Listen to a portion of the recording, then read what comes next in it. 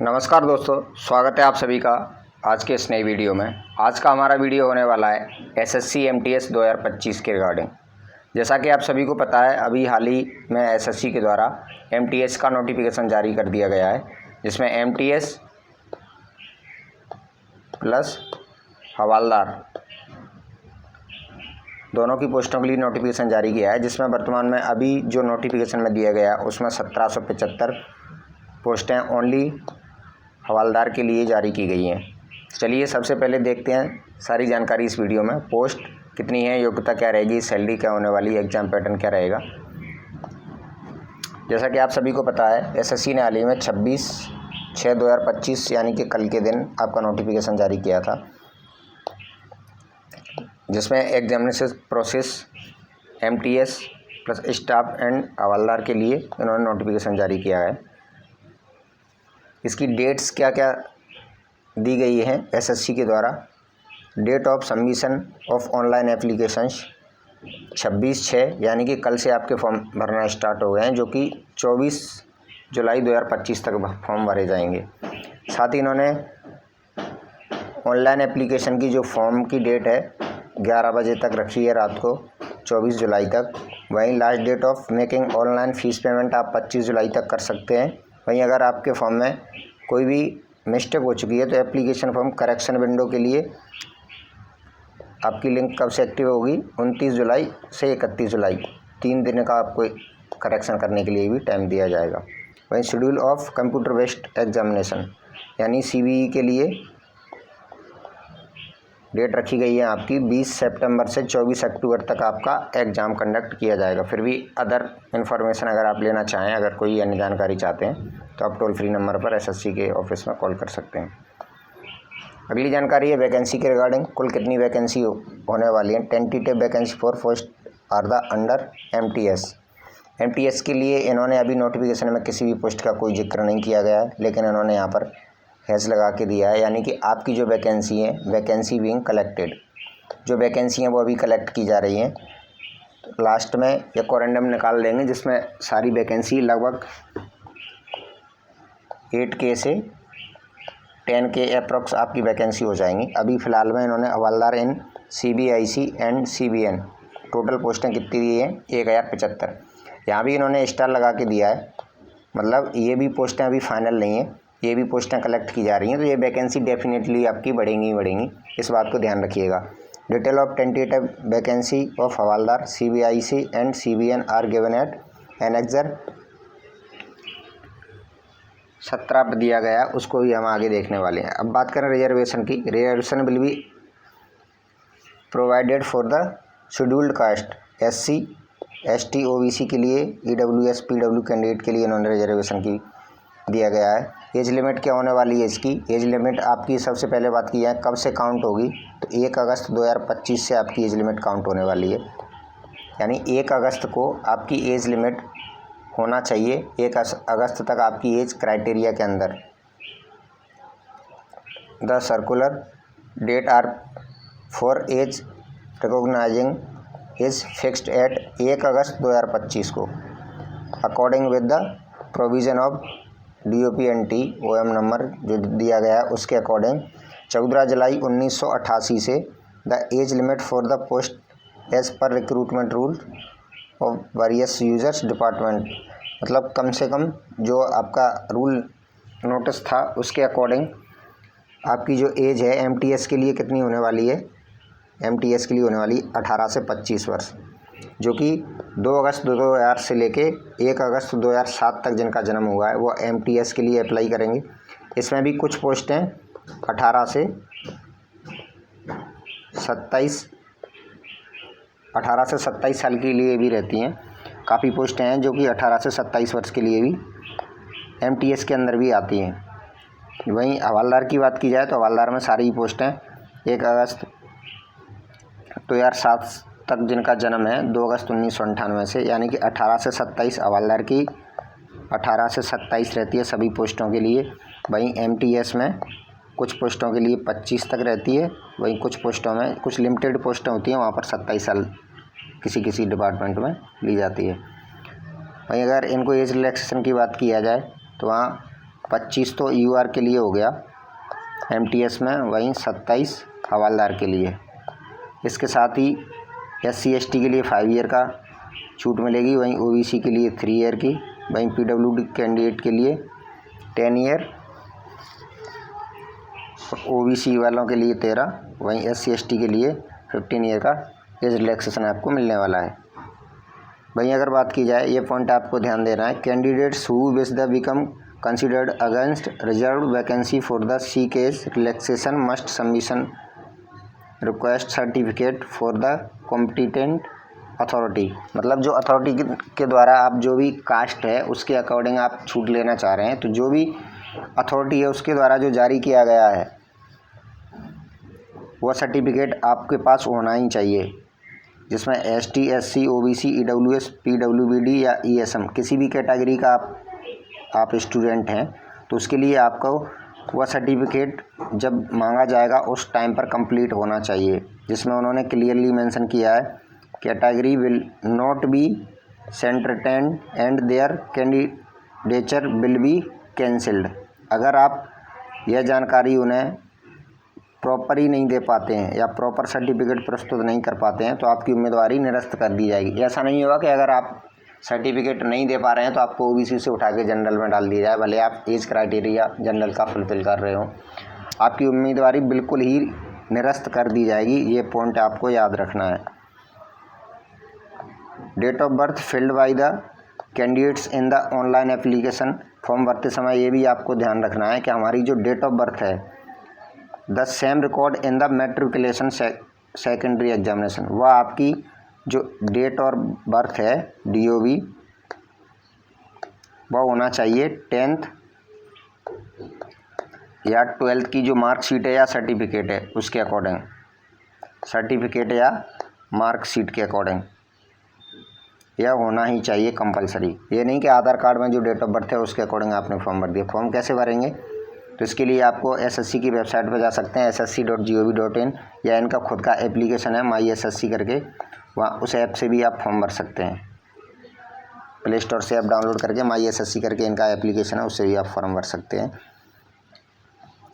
उसके लिए आपको 1 टाइम रजिस्ट्रेशन, जो पहले से कैंडिडेट फॉर्म भर चुके हैं उनका OTR कंप्लीट होगा। अगर जो कोई कैंडिडेट पहली बार फॉर्म भरना चाह रहा है तो उसको सबसे पहले OTR करना होगा, जो कि इनकी साइट से आप जाके कर सकते हैं।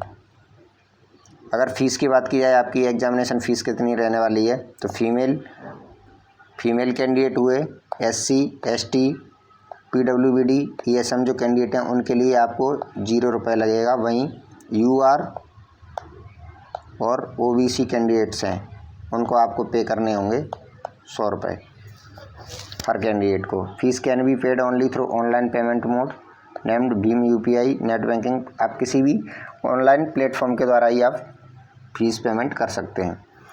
वहीं एक करेक्शन विंडो की डेट दी गई है इनके द्वारा, window for application from correction 29 जुलाई से लेके 29 जुलाई से लेके 31 जुलाई तक। यह डेट आपके फॉर्म में अगर बाई चांस कोई मिस्टेक हो जाती है तो 3 दिन के लिए आपको करेक्शन विंडो ओपन कर दी जाएगी। अब बात करें सिलेक्शन प्रोसेस क्या होने वाली है, स्कीम ऑफ एग्जामिनेशन यानी चयन प्रक्रिया आपकी क्या रहेगी। For the post of MTS the examination will consistence of a computer based examination CBE and for the post of Havaldar the examination will consider CBE and physical efficiency test PET and physical standard test PST। यानी आपका जो MTS का exam होगा वह single exam होगा, उसके बाद ही आपकी डायरेक्ट मेरिट बन जाएगी MTS के लिए। वहीं अगर बात की जाए हवालदार की, हवालदार में क्या क्या होने वाला है आपका, सबसे पहले आपका CBE होगा, हवालदार के लिए CBE होगा, उसके बाद आपका फिजिकल होगा, उसके बाद आपका फिजिकल स्टैंडर्ड टेस्ट होगा, उसके बाद ही आपको हवालदार में पोस्ट मिलेगी। The computer based examination will be conducted in Hindi English and in 13 languages. Hindi English के अलावा 13 लैंग्वेज और हैं जिनमें आपका एग्जामिनेशन कंडक्ट करवाया जाएगा। अगर बात करें कंप्यूटर बेस्ड एग्जामिनेशन में आपकी प्रोसेस क्या रहेगी, तो आपके यह प्रक्रिया 2 सेशन में कंप्लीट की जाएगी, सेशन 1 एंड सेशन 2। सेशन 1 आपका होने वाला है मैथ प्लस रीजनिंग का, जिसमें 20 क्वेश्चन होंगे मैथ्स के जो कि 60 मार्क्स से होंगे, वहीं 20 क्वेश्चन आपकी रीजनिंग के होंगे वो भी 60 मार्क्स के होंगे। कुल कितने क्वेश्चंस होंगे आपके? कुल 40 क्वेश्चंस होंगे। यहाँ आपको टाइम मिलेगा 45 minutes for each candidates. 45 minute में आपको कितने क्वेश्चन करने हैं? 40। 45 मिनट में आपको 40 क्वेश्चन सॉल्व करने हैं। इनमें से आपको क्वालिफिकेशन मार्क्स CBT जो होगा इसका, उसमें आपका जो सेशन 1 है वो रहेगा ओनली क्वालिफाइंग नेचर का। क्वालिफाइंग नेचर का रहेगा सेशन 1। वहीं जो सेशन 2 होगा उसका general awareness and English language का। तो इसमें नंबर रहेंगे आपके 25 GS के, वहीं 25 इंग्लिश के, जो कि ईच क्वेश्चंस 3 मार्क्स का होने वाला है आपका। इस प्रकार से 150 नंबर का आपका वो रहेगा। 50 क्वेश्चन होंगे 150 मार्क्स के। इनमें से आप जितने भी मैक्सिमम मार्क्स ला सकते हैं 150 में से, वो आपके चयन के लिए आधार बनेंगे। Computer based examination will be conducted in 2 sessions.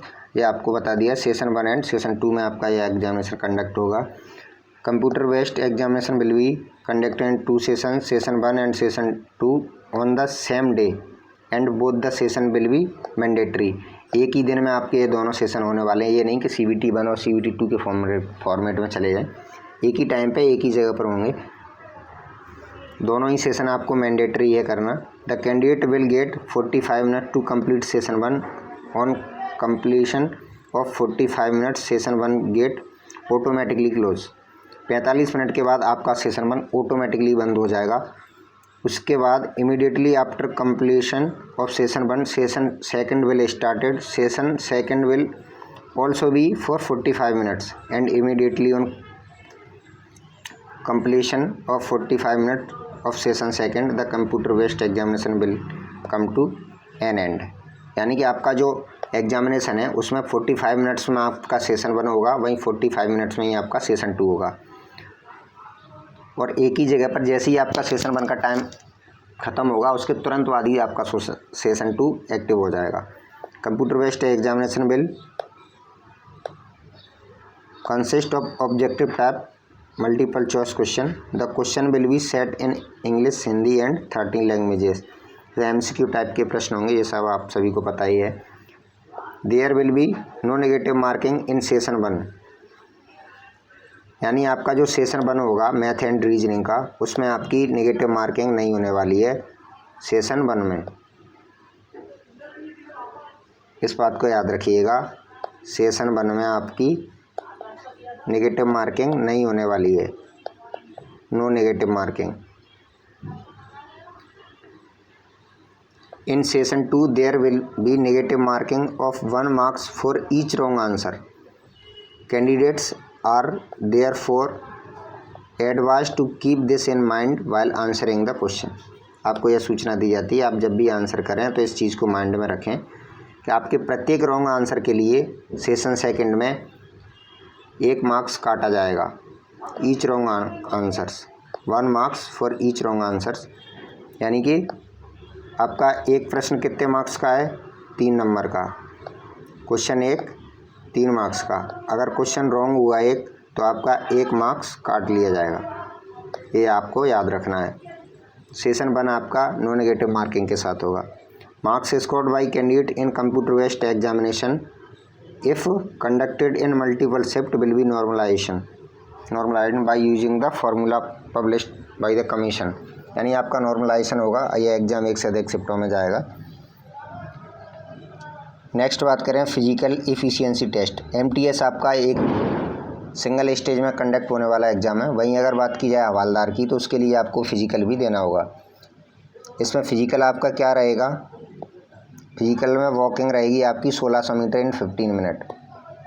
यानी 1600 मीटर आपको एक तरह से चाल है जो कि मेल कैंडिडेट के लिए 15 मिनट में 1600 मीटर। वहीं फीमेल कैंडिडेट की बात की जाए तो उनको 1 किलोमीटर चलना है 20 मिनट में।